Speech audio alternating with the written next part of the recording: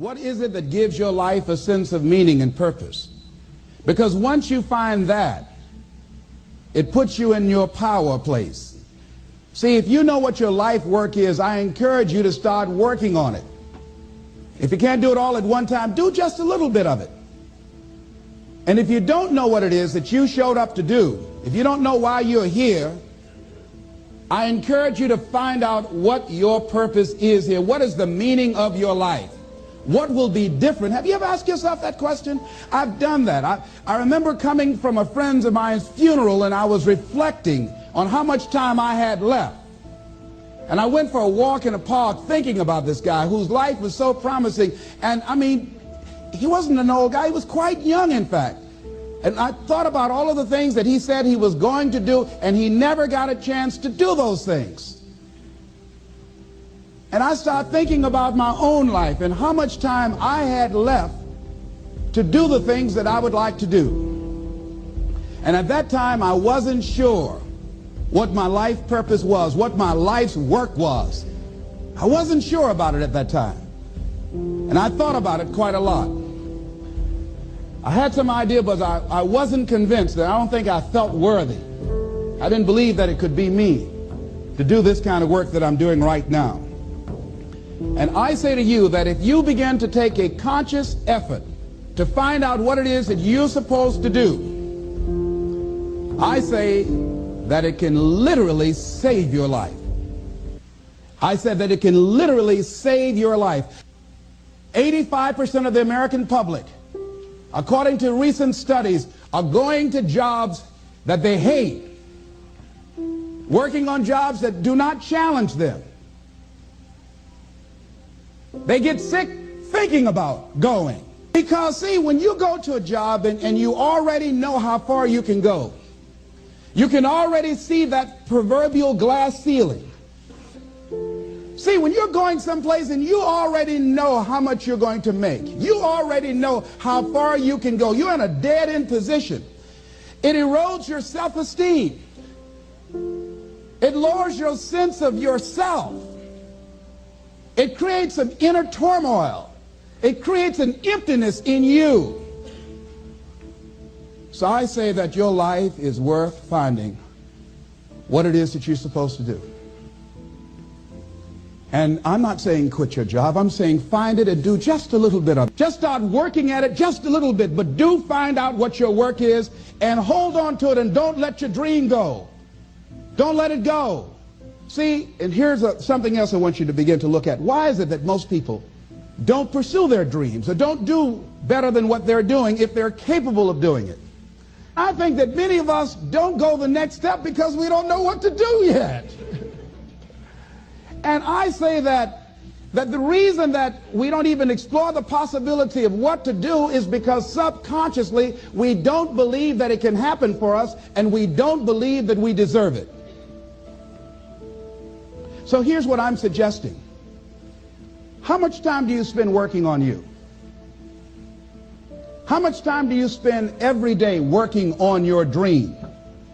In the last 90 days, how many books have you read? In the last year, what new skill or knowledge have you acquired? What kind of investment have you made in you? So I'm saying that as you begin to look at where you want to go, if you want to make it today, and things are changing so fast you have to literally run to stand still, I'm saying that you've got to make some conscious effort to begin to work to develop you. Here's something else. Most people are not living their dreams because of fear, ladies and gentlemen. Fear, limited vision, and lack of self-esteem is what keep most people doing things they don't want to do. The same reason that people stay in relationships where they're abused or they're unhappy or it's unfulfilling, they can't see themselves beyond that relationship. They can't see themselves enjoying life without that person. They think that this is all that they can do. The same reason that people get stuck at a certain level in life, they can't see things being better for them. And they think that this is it and this is all they deserve. This is all they've ever seen. It's been passed on to them. And they think that this is it for them. Oh no. I was looking what Dr. Blanton Smiley Blanton, who is a colleague of Dr. Norman Vincent Peale. What he said about fear, he said, fear is the most subtle and destructive of all human diseases. Ladies and gentlemen, fear kills dreams. Fear kills hope. Fear put people in the hospital. Fear can age you. Fear, ladies and gentlemen, can hold you back from doing something that you know within yourself that you're capable of doing, but it will paralyze you. And it seemed like you're in a hypnotic spell. And I ask you a question, what is the benefit? What's the benefit of allowing fear to hold you back? What's the benefit of giving up on yourself, of not stepping out on life and taking life on? What is the benefit for you? What's the plus in that? It's one of the things I had to ask myself. So I didn't want to make any mistakes. I wanted everybody to like me. I wanted to be perfect the first time I did something. It's not going to happen. You're going to make some mistakes. You're going to hurt some folks' feelings. You're going to create some enemies whenever you decide that you want to begin to take life on. You've got to ask yourself, how long am I going to allow this to hold me back? I like what Zig Ziglar says. He said, fear is false evidence appearing real. That is an illusion that we create in our mind. It is a state of mind that can be changed.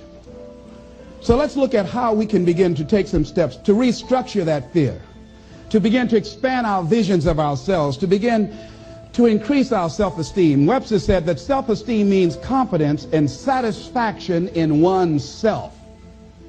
Look at your life right now. Whatever you've done up to this point in time, your life is working.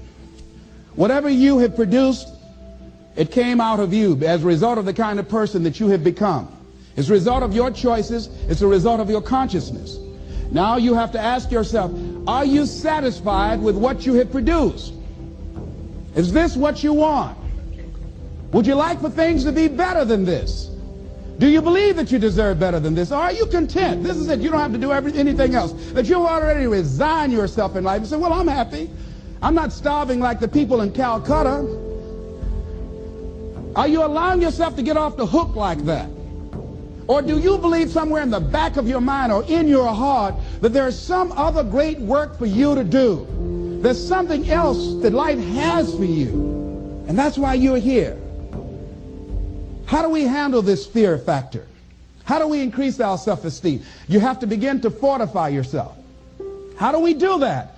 I believe that you have to begin to consciously monitor your inner conversation and start talking to yourself. Start building yourself up. Sometimes the only good things you will hear about you are the things that you say to you. So I'm saying learn to be your own booster.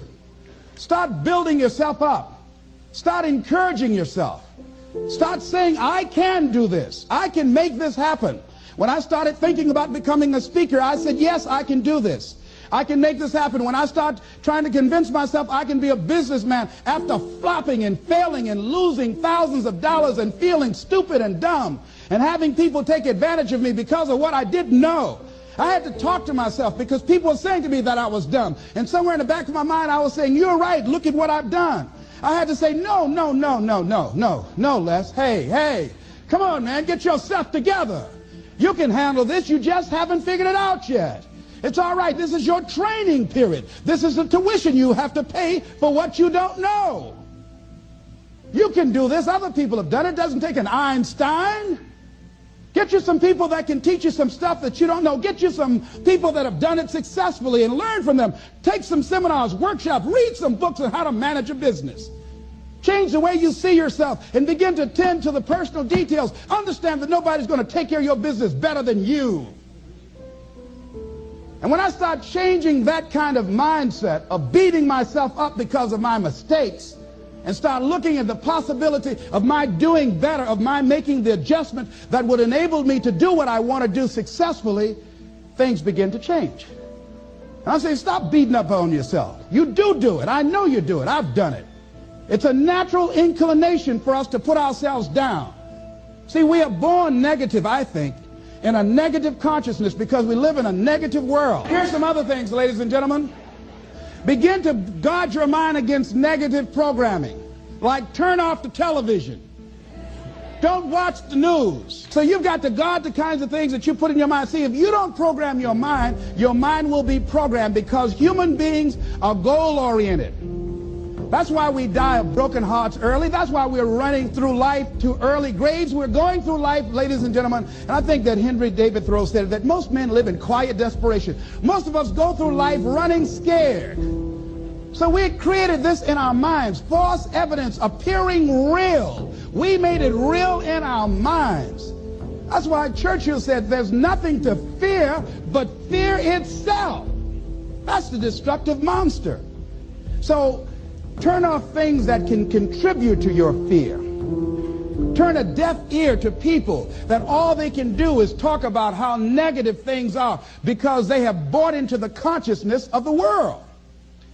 Start attending workshops, seminars, listening to tapes on a daily basis to begin to recondition your mind, to retrain your thinking. Faith comes by what? Hearing and hearing and hearing. Listen to things that can empower you, that can enable you to create a new reality for yourself, in a new life for yourself. You might appear to be strange around most people. You know, most people think you're strange if you're happy today.